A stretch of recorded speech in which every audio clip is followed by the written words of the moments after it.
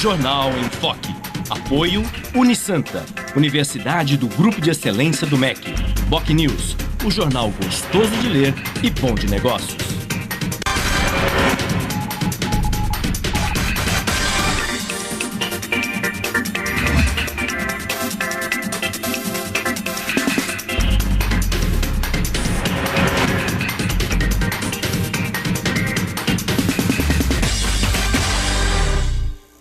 Olá, bom dia. Começa agora pela Santa Cecília TV, mais uma edição do Jornal em Foque.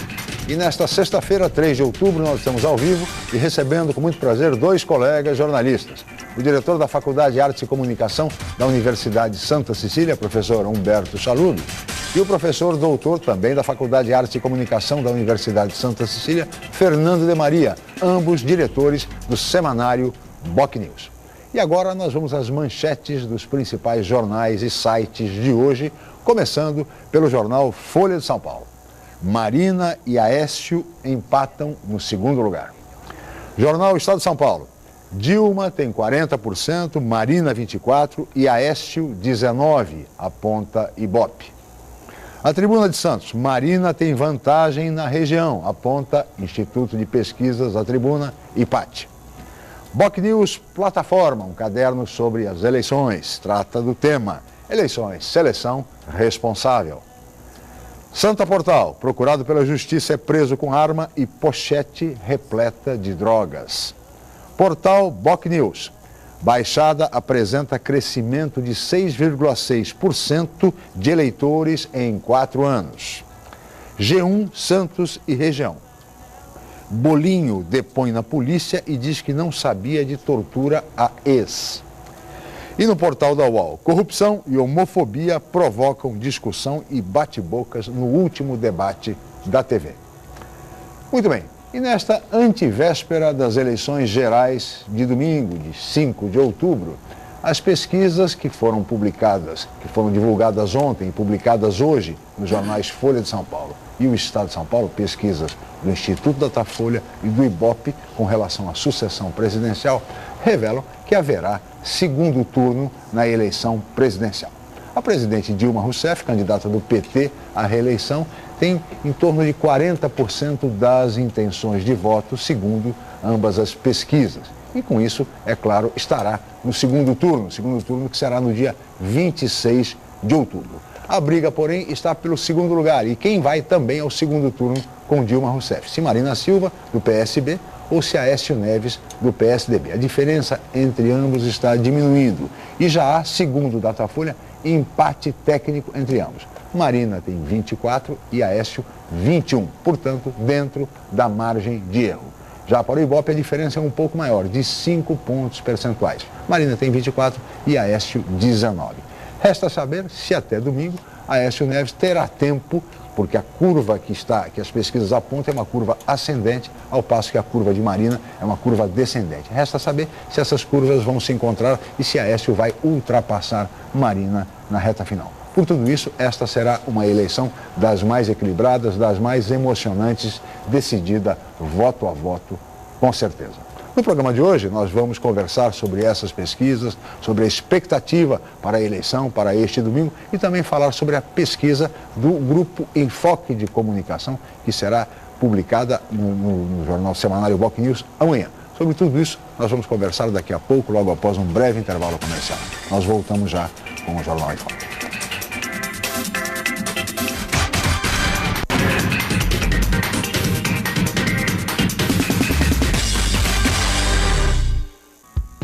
Excelência é estar entre as melhores universidades do país. É ter um preço justo, programas de financiamento e bolsas de estudo. Excelência é ter laboratórios dentre os melhores do Brasil, segundo o MEC. É prestar cerca de 2 milhões de atendimentos anuais gratuitos. Unisanta, Universidade do Grupo de Excelência, entre as 9% melhores do Brasil. Vestibular Universidade Santa Cecília. Inscreva-se já! Em novo formato, o site BocNews.com está mais interativo, dinâmico, com conteúdo ampliado e canal próprio de TV na internet. São mais notícias com credibilidade para curtir e compartilhar, em qualquer hora e lugar, seja pelo computador, tablet ou celular. Inclua o BocNews.com na lista dos seus favoritos e tenha ao seu lado a informação indispensável para o dia a dia. Jornal BocNews e BocNews.com. Experiência e inovação para bem informar. Você pode escolher bem. Mas é isso que você faz quando vende o seu voto. Troca uma decisão boa por uma ruim.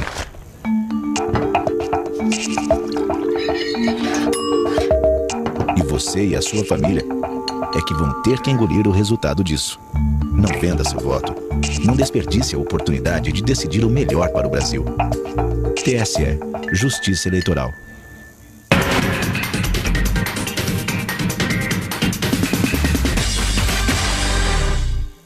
Muito bem, estamos de volta com o Jornal em Foque desta sexta-feira, dia 3 de outubro, e hoje recebendo com muito prazer dois colegas jornalistas, o diretor da Faculdade de Arte e Comunicação da Unisanta, Humberto Chaluli, e o professor doutor também da Faculdade de Arte e Comunicação da Universidade de Santa Cecília, Fernando de Maria, debatendo exatamente as pesquisas de hoje, publicadas hoje pelo Instituto Datafolha e também pelo Ibope, com relação inicialmente à sucessão presidencial. E nesse sentido, professor Chaluli, gostaria de começar com o senhor essa entrevista. Como é que o senhor está acompanhando o cenário? Crescimento de Aécio, empate técnico, segundo Datafolha com Marina. Teremos, em primeiro lugar, teremos segundo turno? Bom dia, obrigado pela presença. Bom dia, Chico, bom dia, Fernando, bom dia, telespectadores. Eu vejo com certeza teremos segundo turno. Dificilmente algum candidato vai conseguir levar no primeiro turno. Nem mesmo o presidente Dilma, que tem 40%. Mas aí na somatória com os demais candidatos, eu acho que assim, pelo que se viu até agora, pelo andamento das pesquisas, né, pelas curvas que estão indicando de tendência, né, porque é sempre bom lembrar que a pesquisa ela revela uma tendência, né, então não revela um número exato. Então o que se vê, particularmente no caso da Dilma, é que ela estabilizou no patamar de 40%, que vai variar aí na margem de erro, que pode ser um pouquinho mais, um pouco menos, né? E o que se está se observando é que a disputa para ver quem vai para o segundo turno vai se acirrar, realmente se acirrou, até porque eu acho que a partir do momento que a Marina se apresentou como candidata, a partir da morte do ex-candidato Eduardo Campos, ela teve aquele impacto inicial de ter sido a novidade, na medida em que a campanha transcorreu, o desempenho dela aí gerado por vários fatores, um deles também a pouca exposição nos horários eleitorais, a pouca possibilidade que ela teve também de expor seu programa, influenciou. E aí, na medida que o eleitor vai acompanhando, vai vendo os debates, vai tirando as suas conclusões, realmente ele vai fazendo as opções. E o que a gente nota é que há uma tendência de crescimento, como você bem colocou, do Aécio nessa caminhada final, e uma tendência de queda da Marina. Agora, resta saber se o tempo para isso... a grande incógnita é essa. Se tivéssemos mais tempo, provavelmente o Aécio teria uma garantia no segundo turno. Com certeza passaria, né? Confirmar essas tendências que estão sendo observadas. Claro. Né? Mas esse é o grande mistério. Eu acho que essa eleição realmente vai ser muito emocionante nesse aspecto. Voto a voto. Voto a voto. Acho que entre Aécio e Marina Silva, voto a voto, enfim. E vamos aguardar aí o desenrolar. Fernando de Maria, bom dia, obrigado pela presença. Como é que você está avaliando, Fernando, você que é um especialista também aqui da nossa região em pesquisas eleitorais? É isso. Bom dia, Chico, bom dia, Humberto, bom dia, telespectadores. Realmente o cenário,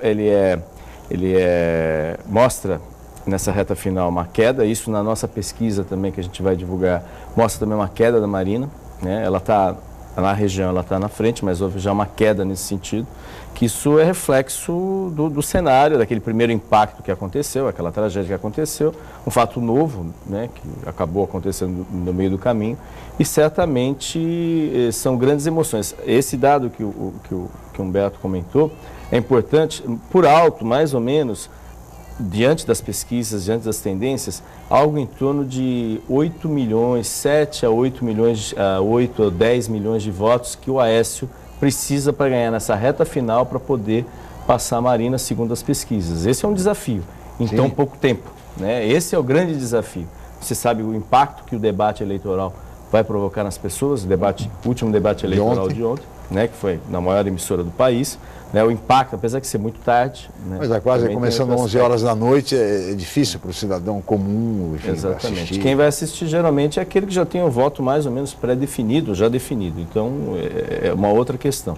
Mas, de qualquer maneira, o tempo é o grande desafio. A gente já teve experiências aqui também, em Santos mesmo, em 2004, né, uma tendência de queda na época da candidata Thelma e o crescimento da candidatura do então candidato Papa, e acabou, na reta final, acabou tendo o cruzamento. E a questão é essa, é o cruzamento das variáveis. Em que momento vai se dar esse cruzamento? Exatamente. Porque a tendência, a curva mostra claramente o crescimento de Aécio Neves e a queda de Marina Silva. Mais um pouco, essas curvas se cruzam e aí, consequentemente, o Aécio passa. O que é fato é que a diferença entre os dois não será tão elevada assim. Isso que fica claro, porque eles estão se aproximando em algum momento, vão se cruzar, mas tem que saber se até domingo isso vai acontecer. É verdade. Poderíamos ter até, professor Chalub, um repeteco de 2010. Em 2010, a própria ex-senadora Marina Silva foi candidata, foi muito bem votada, mas ficou em terceiro lugar. Acabou sendo superada pelo então candidato Serra, que foi para o segundo turno com a candidata Dilma Rousseff. Né? É porque, Chico, pela experiência que a gente tem de eleições passadas, a gente nota que uma coisa que pouca gente comenta, mas faz muito peso, é a questão da estrutura de campanha. A gente está vendo ontem, inclusive no debate, se levantou essa questão do uso dos correios, que estariam, a candidata Dilma a campanha estaria impedindo que os materiais do outro candidato chegassem. A gente nota aí que existe uma estrutura de campanha. Então, eu acho que no caso da Marina, ela sofre um pouco com isso, porque ela não tem uma estrutura de campanha igual a do Aécio, igual a da Marina. E nem palanques estaduais, né? Em todos os estados. Os palanques estaduais também. Exatamente. Então, isso, na hora H, realmente, porque a gente tem que considerar que existem muitos indecisos ainda, né? Apesar de que as pesquisas revelam. Eu acho que as pesquisas, é que nem eu costumo ressaltar, e é bom sempre frisar, que é uma tendência, não é um fator definitivo. Às vezes a pessoa está respondendo uma pesquisa, ela está embalada por algum sentimento, que está influenciada por algum valor, e ela acaba respondendo naquele momento, mas ela pode alterar, claro. Na medida que a eleição vai transcorrendo, na medida que ela vai procurando se informar, ela vai podendo alterar um pouco isso. E essa influência da campanha na rua, da campanha do dia a dia aí no corpo a corpo, ela faz muita diferença também. E isso que a gente está notando também que pode estar sendo influenciado. Mas aí que está, professor Chalub, professor Fernando, a própria candidata Marina Silva vem falando desde o início da campanha numa nova política. Nova política, quer dizer, ela não quer saber da velha política.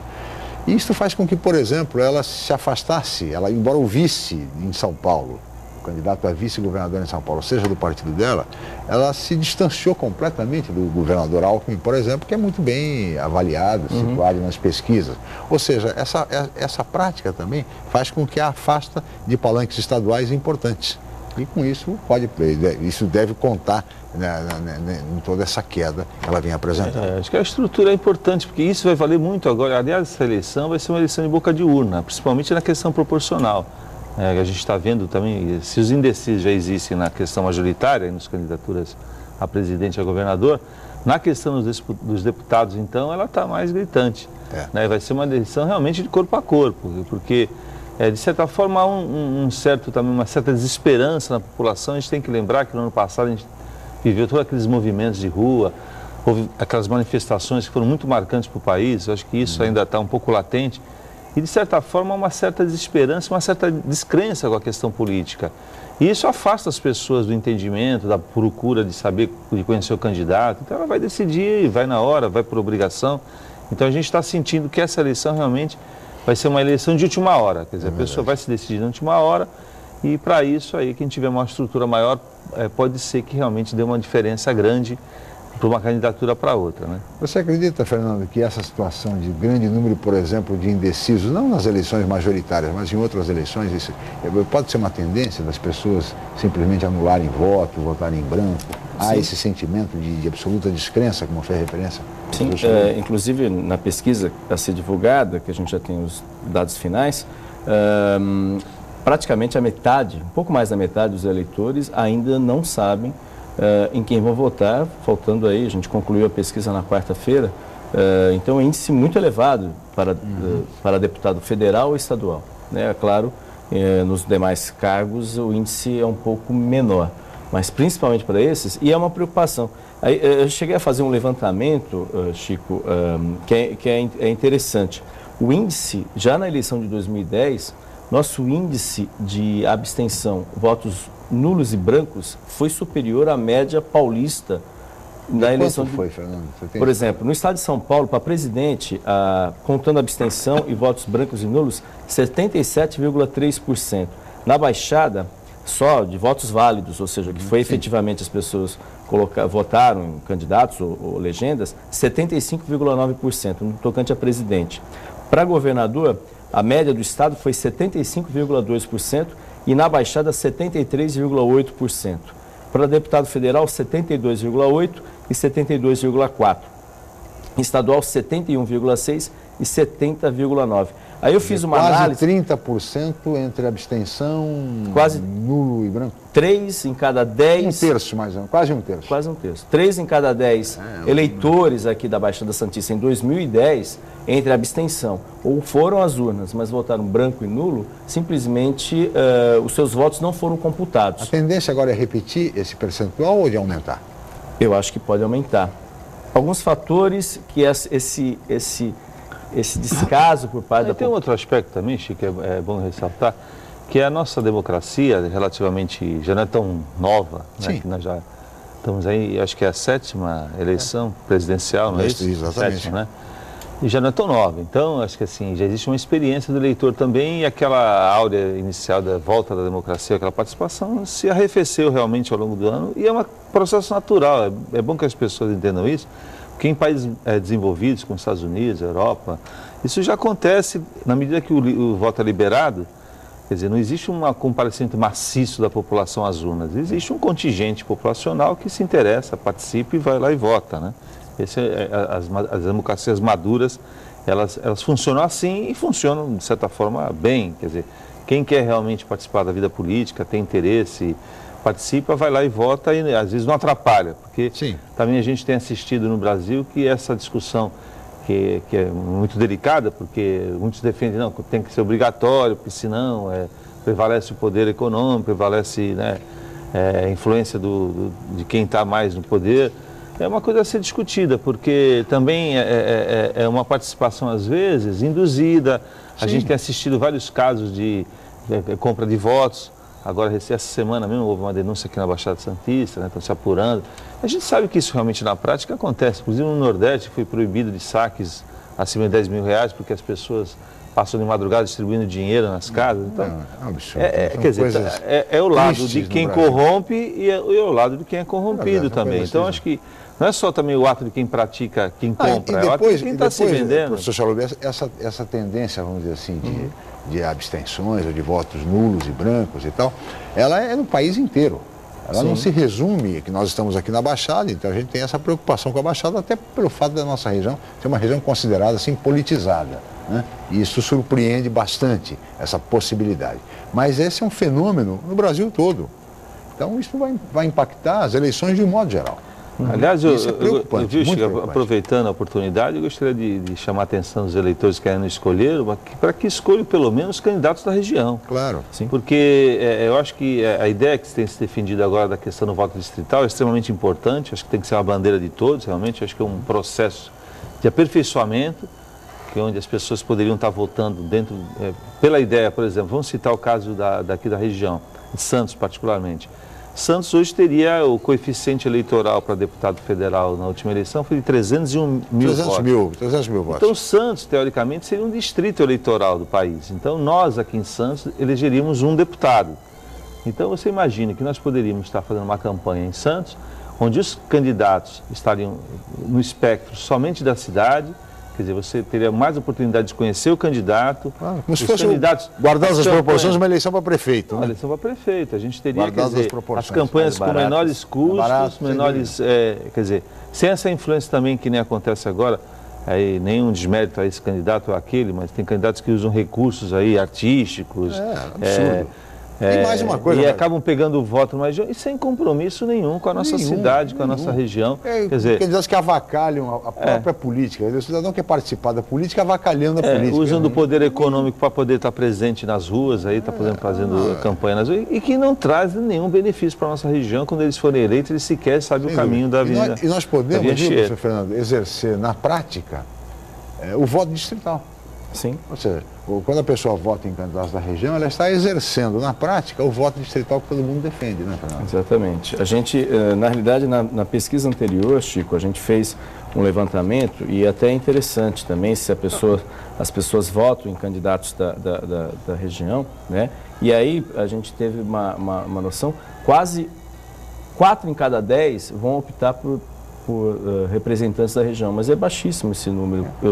40%. Só 40%. Os outros, muitos dizem assim, tanto faz, ou então tanto faz, é indiferente, ou assim, posso votar em um, no outro também não, ou vou anular o voto. Então é uma preocupação, e só para ter uma ideia dessa questão da abstenção, tudo, em termos, projetando isso em termos de votos estaduais, essa diferença para um deputado federal, a diferença que foi, equivalia a 43 mil votos. Né? E para um estadual, 62 mil votos. Lembrando que o Luciano Batista, que foi eleito, ele teve menos do que isso. Sim. Né? Então, teoricamente, esses votos, entre abstenção, votos brancos e nulos, daria, teoricamente, é claro que não dá para ter uma certeza em relação a isso, mas daria pelo menos a possibilidade de eleger mais um. De ter uma possibilidade, ou alguém que ficou próximo e não conseguiu ser eleito. Então, são dados... Importante, como disse o professor Chalub, o professor Fernando, é importante que as pessoas reflitam nesse período, até domingo, examinem a vida, o currículo, a história dos candidatos, entrem nos respectivos sites, enfim, consultem, conversem, acompanhem o noticiário e é fundamental votar.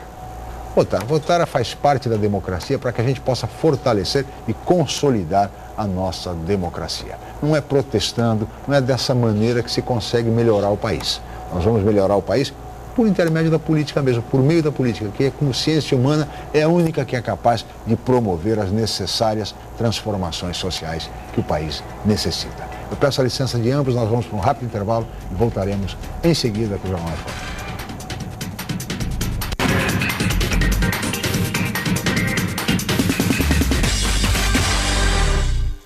Academia Unisanta. Bem-estar, saúde e qualidade de vida. Mais de 80 aparelhos de última geração. Profissionais qualificados para orientar as atividades de modo personalizado. Ambiente agradável com muito conforto para todas as idades. Musculação é na Unisanta. Academia Unisanta. Dê uma força para a sua saúde. Informações 3202-7126.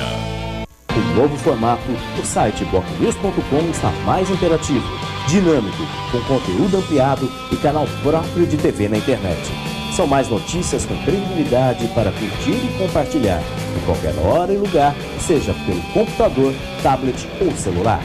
Inclua o bocnews.com na lista dos seus favoritos e tenha ao seu lado a informação indispensável para o dia a dia. Jornal Bocnews e bocnews.com. Experiência e inovação para bem informar. Realize seu sonho do ensino superior. Faça o vestibular da Universidade Santa Cecília em ensino à distância. Cursos de pedagogia, gestão ambiental, gestão de recursos humanos, gestão financeira, logística, marketing, processos gerenciais e segurança pública. Vestibular Universidade Santa Cecília em ensino à distância. A menor distância entre você e o mercado de trabalho. Informações 3202-7101. Inscreva-se já. www.unisanta.br/vestibular.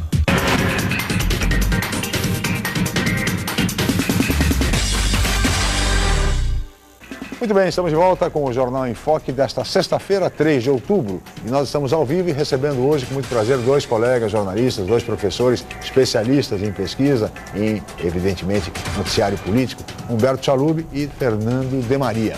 Conversávamos no bloco anterior a respeito da sucessão presidencial das pesquisas. E nesse bloco eu gostaria de começar, professor Chalub, com relação à eleição em São Paulo. Sucessão paulista para o governo de São Paulo.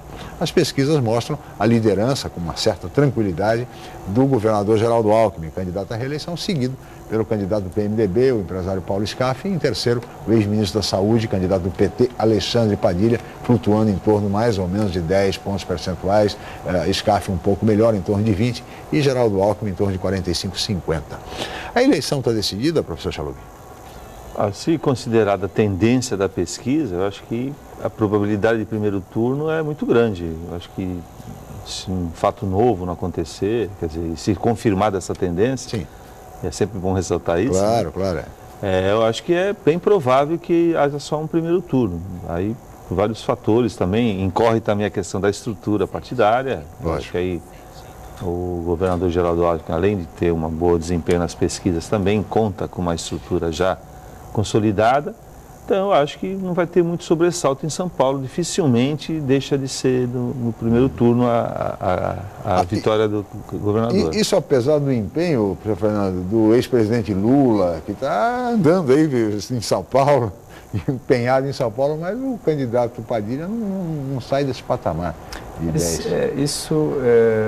Eu acredito que seja o efeito isso em âmbito nacional, estadual especificamente, que há uma certa ojeriza hoje, né, em relação ao Partido dos Trabalhadores por parte do eleitorado paulista. Tanto é que os candidatos, né, do Partido dos Trabalhadores, eles estão, no estado de São Paulo, eles estão atrás das pesquisas, ou seja, dessas tendências. A própria, eu não sei a mudança, mas assim, a própria Marina Silva lidera aqui em São Paulo. José Serra para o Senado lidera em São Paulo, né? O governo do estado também, há uma predominância também, Geraldo Alckmin, todo mundo comenta dos 12 anos do PT, mas também temos 20 anos do PSDB, mas se mantém de certa forma, né? E se isso acontecer, lembrando que o Alckmin ele ganhou no primeiro turno, na eleição passada, com 50,5% dos votos válidos, né? Então, a tendência é ele chegar passar mais ou menos esse desempenho, apesar que daquela eleição tinha um fator que, no caso do Mercadante, que foi o candidato do PT naquela ocasião, eu não me surpreenderia que a votação do SCAF e do Padilha sejam muito semelhantes à votação do que o Mercadante teve naquela ocasião, né, em termos percentuais. Aliás, o SCAF foi candidato também na última eleição, era candidato do PSB. Né? Exatamente. Né? E aí, mas tinha um dado também naquela eleição, que não tem agora, que aí o terceiro colocado, no caso, a soma dos dois, que é hoje dessa eleição, SCAF com Padilha, a soma equivaleria mais ou menos em termos percentuais ao que o Mercadante teve na eleição de 2010. Mas aí também que se deu em determinadas cidades, teve até uma projeção razoável, o Russomano, né? Que nessa eleição não tem um quarto nome que tenha força como que possa ter um peso nesse sentido. Eu acho que é uma eleição também que prova que está difícil ter coerência política, né? Porque você vê, São Paulo é um caso clássico, né? Porque você tem um candidato SCAF, que é do PMDB, mas que não diz que vota na Dilma porque não quer aparecer ao lado do PT. Ele disse que vota no vice-presidente Michel Temer. Você tem o vice do Márcio França, né, como do PSB, que é vice do PSDB, do Geraldo Alckmin, e a Marina é a candidata. No palanque mas não vem. Está um pouco assim, eu acho que é isso também, a população de maneira geral, o eleitor também, não é tão manipulável e não é tão inocente como o pessoal pensa. Eu acho que existe também uma certa conotação que se dá ao eleitorado, como se fosse uma massa de manobra, mas ele tem uma sensibilidade também de entender, às vezes, que os discursos contraditórios também enfraquecem uma campanha. Então é difícil você pregar uma mudança fazendo práticas que sempre foram feitas. Então que se assuma isso, fala assim, olha, então as candidaturas são individuais, o partido não serve para nada, não temos plano de governo, eu vou chegar lá e vou ver o que acontece. E é assim que está acontecendo. Na maioria das vezes, os partidos hoje já não são mais os partidos como se imaginou no passado. E para reforçar o que você está dizendo, Chalub, nós temos coligações no Estado que não tem nada a ver com a coligação nacional. Então ele fica louco. Até fazer os cálculos. Quer dizer, você não tem a questão programática que... Eu acho que quando se criou a legislação eleitoral, assim, o princípio é até muito interessante porque foi de fortalecimento dos partidos. Tanto é que a eleição proporcional, ela visa isso. Quando a gente vota num deputado, a gente, na verdade, está votando no partido, claro. Só que nominando o voto para que ele possa se classificar dentro desse partido. Mas, no final, o voto é do partido. Sim. Porque se entende que este deputado... Ele só é candidato porque existe um partido. E este candidato estaria defendendo os ideais do partido, defendendo as propostas do partido e fazendo coro àquilo que ele julga como o melhor para o país, o melhor para o Estado, o melhor para a sua região. Mas, na prática, a gente viu que as pessoas têm tomado os partidos de assalto, cada um cria o seu partido, vira o dono do partido, só é candidato quem a executiva acha que deve ser, ou quem tem mais poder econômico, ou o partido é criado para se negociar o horário eleitoral depois, para se vender aquele minuto, ou para a pessoa ter aquele minuto de fama, também para poder usar o horário eleitoral, que não é gratuito, porque as emissoras cedem o espaço, né? E na verdade o conjunto da população é que vai acabar pagando. E a gente tem assistido essa distorção total e essa confusão ideológica que tem em si. E isso tem favorecido... Essa situação de voto branco, de voto nulo, de desinteresse, de abstenção. Inclusive, professor Chalub, nós temos 33 partidos no Brasil e tem mais 12 em formação. Estão sendo preparados para o ano que vem, provavelmente. Tem cabimento então, isso? Tem cabimento uma coisa dessa. Quer dizer, o que difere tanto um partido quase 50 do outro? partidos no Não Brasil. existe, não é né? possível.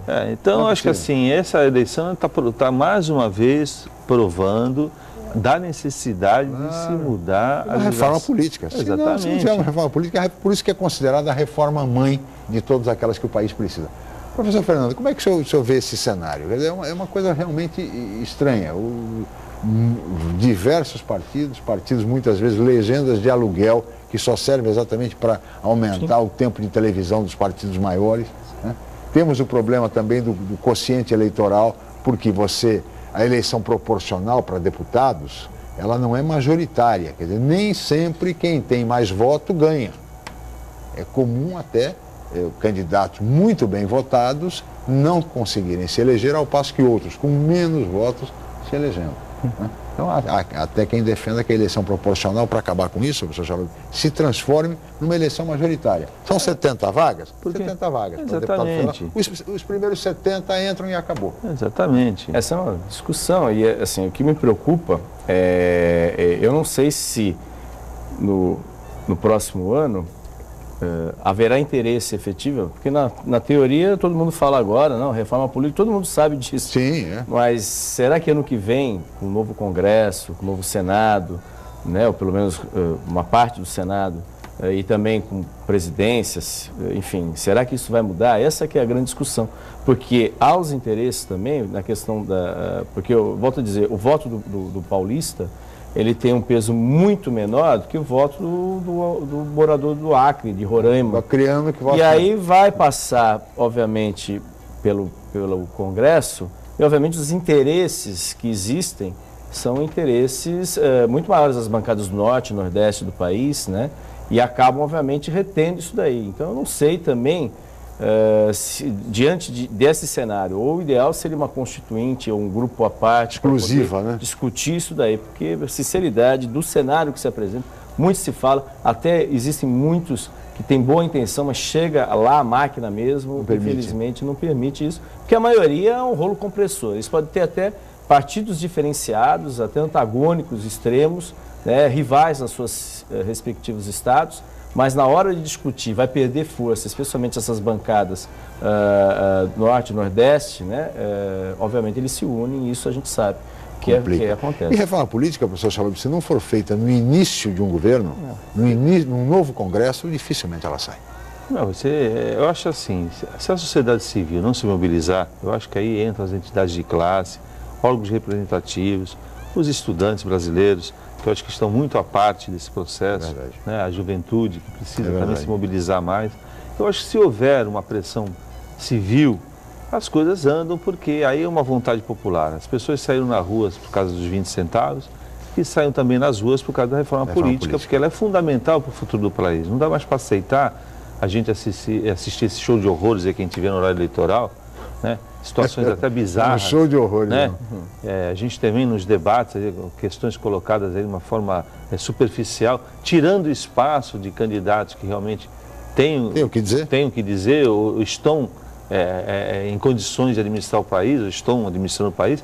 Então essas questões todas aí, supostamente defendidas por uma pseudo-democracia, que na prática não é bem assim, principalmente se a gente verificar a questão do financiamento das campanhas, a gente vai descobrir onde é que está o exercício do poder, e ali acontece realmente isso que consta, né? Fora o que não consta. Né?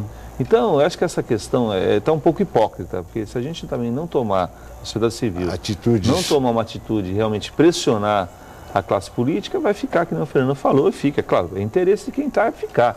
Ninguém quer sair, Evidente. não é verdade? Essa questão da reeleição também é uma questão que tem sido colocada, discutida. Já tivemos as duas experiências, é bom lembrar também, porque já tivemos mandatos únicos, que depois chegou à conclusão que, mas esse candidato é bom, esse prefeito é bom, esse podia ficar mais um pouco, esse mudou outra vez, aí não, mas é... Então, acho que cada maré, mas acho que nesse momento é preciso que a população tenha consciência e vá realmente votar no melhor possível, né? Eu acho que nós vivemos, a democracia não é a escolha do melhor, é a do menos ruim. A verdade é essa, a gente tem que conviver com isso. Na verdade, aquele que não participa da política, fica alheio, deve participar mais, pelo menos no entendimento de buscar um candidato que esteja mais afinado com as suas ideias, que esteja mais interessado nos problemas da sua região, não é verdade? Que tenha propostas mais claras, mais lógicas, porque a promessa é fácil fazer. Sim. É muito fácil chegar aqui na frente de uma câmera, na frente e falar o que quiser, ou prometer o que quiser. Não sei quantos hospitais, mas não sei já temos a experiência suficiente, isso que eu estou insistindo, que nós estamos indo para a 7ª eleição de presidente, e agora a chance de errar é menor do que nós tínhamos antes. Que nós fomos influenciados, não sei se você se recorda, Chico, que a primeira eleição que tivemos após a volta da democracia foi uma eleição que elegeu as vítimas da democracia, da ditadura, e foi eleitos candidatos que tinham sido vitimados pelos exilados, vitimados da ditadura. Depois tivemos o efeito do marketing, né, na era Collor, com os efeitos de comunicação que nós tivemos, né, com as campanhas que inovaram a vinda do marqueteiro para o processo, não é verdade? Depois tivemos a ideia do trabalhador no poder, não é verdade? Então, houve essa experiência em vários sentidos. Então, o eleitor está muito preparado hoje, para quem vive esse período, para saber se aquele candidato que está prometendo vai poder realizar ou não. Então, é o mínimo que se espera. É o mínimo que se espera. Que conscientemente o eleitor examine os candidatos e vote com toda a consciência, lembrando da importância de se distritalizar o voto. Já que não temos o voto distrital, que todos reconhecem como a principal medida, ou uma das principais medidas da reforma política, nós podemos, na prática, distritalizar o voto votando em candidatos da região, e a região tem bons candidatos. Nós vamos para um rápido intervalo e no próximo bloco, Fernando, eu gostaria da sua avaliação sobre um aspecto importante nas pesquisas, que é a questão da rejeição. A importância da rejeição nessa análise. Vamos para o rápido intervalo, voltamos já com o Jornal em Foque.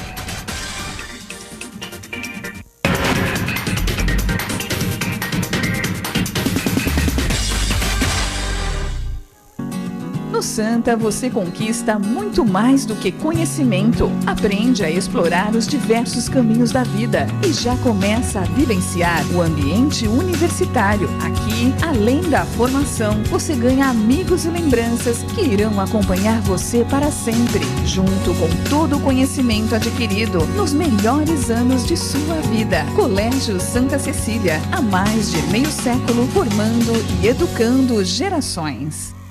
Em novo formato, o site bocnews.com está mais interativo, dinâmico, com conteúdo ampliado e canal próprio de TV na internet. São mais notícias com credibilidade para curtir e compartilhar, em qualquer hora e lugar, seja pelo computador, tablet ou celular. Inclua o bocnews.com na lista dos seus favoritos e tenha ao seu lado a informação indispensável para o dia a dia. Jornal Bocnews e bocnews.com. Experiência e inovação para bem informar. Imagine que eu sou o seu voto. Na urna eletrônica eu conto com vários recursos de segurança que garantem o meu sigilo e impedem que eu sofra qualquer tipo de fraude, como a assinatura digital, a criptografia, os programas auditados e lacrados em sala-cofre e, muito importante, sem nenhuma conexão com a internet. A urna eletrônica é moderna e rápida. Ela garante o sigilo, a apuração do seu voto e a democracia. TSE, Justiça Eleitoral.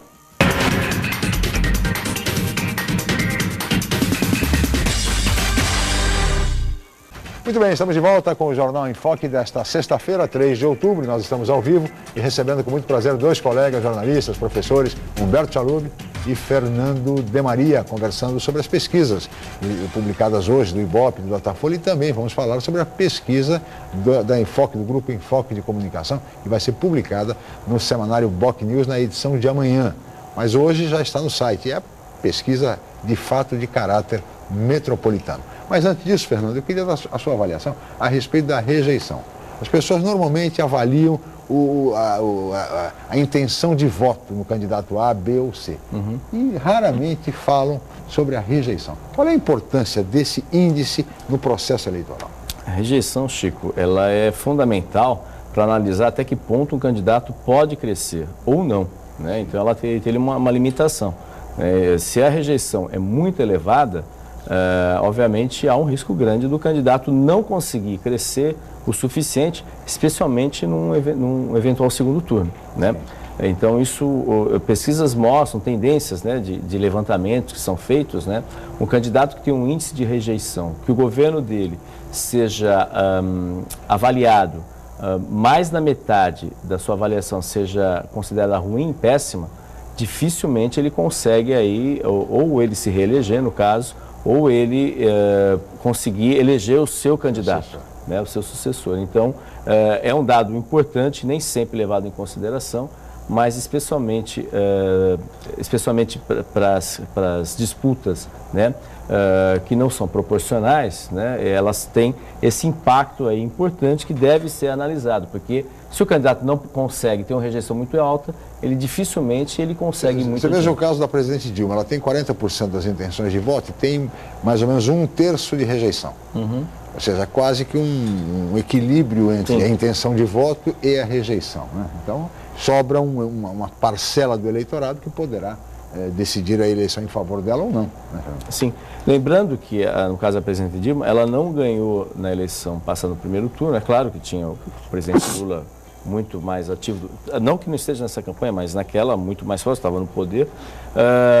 Ela ganhou com 49,5% dos votos válidos, praticamente, algo em torno de 49% dos votos válidos, ou seja, chegou muito próximo, né? Então, pelos números que se apresentam aí, ela não deve ficar tão distante desse número, pelo menos se mantiver os 40%. Dá 45% de votos válidos. Entendeu? Então, não tão distante assim em relação a isso, mas, obviamente há um sinal. Mas também tem que ver, dentro desse cenário, as possibilidades de um eventual segundo turno. É claro que é muito cedo para se falar nisso, porque a gente ainda tem mais... Aí o jogo vai ser um outro jogo a partir das próximas semanas, né, do segundo turno, mas é claro que o índice de rejeição nesse embate específico já chama muito mais atenção num eventual segundo turno. Segundo turno que será, se acontecer no dia 26 de outubro, e aí os candidatos em debates vis-a-vis, um contra o outro, não tem diversos outros candidatos que acabam fazendo muitas vezes o papel de âncoras para este ou para aquele, e mais do que isso, tempos iguais de televisão e também no rádio, 10 minutos para cada, e inserções comerciais também iguais, ou seja, muito mais equilíbrio do que houve no primeiro turno. Professor Chalub, eu queria aproveitar a sua presença aqui, do Fernando, para falar um pouco a respeito da pesquisa do Grupo Enfoque, uma pesquisa de caráter metropolitano, envolveu todas as cidades da região, uma pesquisa de eleições majoritárias, presidente, governador, senador e também proporcionais, deputado federal e deputado estadual, que é uma pesquisa dificílima de ser feita, dado em vista o grande número de candidatos, já que não temos o voto distrital. Então, nesse sentido, os leitores do Semanário Boc News poderão já saber os resultados dessa pesquisa hoje ainda? A gente vai disponibilizar todos os resultados a partir das 6 horas de hoje, né? Quem quiser acessar no site do bocnews.com já vai encontrar toda a pesquisa, né? Os números da região. A gente ressalta que talvez a pesquisa nossa gere muito mais interesse no aspecto da eleição proporcional, porque é interessante a gente conhecer a intenção de voto da região para presidente, para governador, mas no âmbito nacional ela se dilui, porque é um grau de importância. Claro, é só da nossa região. Nós temos apenas o entendimento, a gente faz apenas pela tradição de conhecer o pensamento da nossa região a respeito dos movimentos políticos. Então, teremos a pesquisa indicando a intenção de voto para presidente, para governador, senador e as proporcionais, que aí é uma pesquisa espontânea, né? A espontânea é quando a pessoa, o entrevistado, ele é questionado sobre se ele já se definiu por algum candidato a deputado estadual ou federal e se manifesta espontaneamente sobre esse nome. É aquele voto consolidado. Porque não é possível fazer um disco com todos os candidatos, porque são 1.000 e poucos candidatos ao estadual, tem mais de 1.000 candidatos, não daria. Então,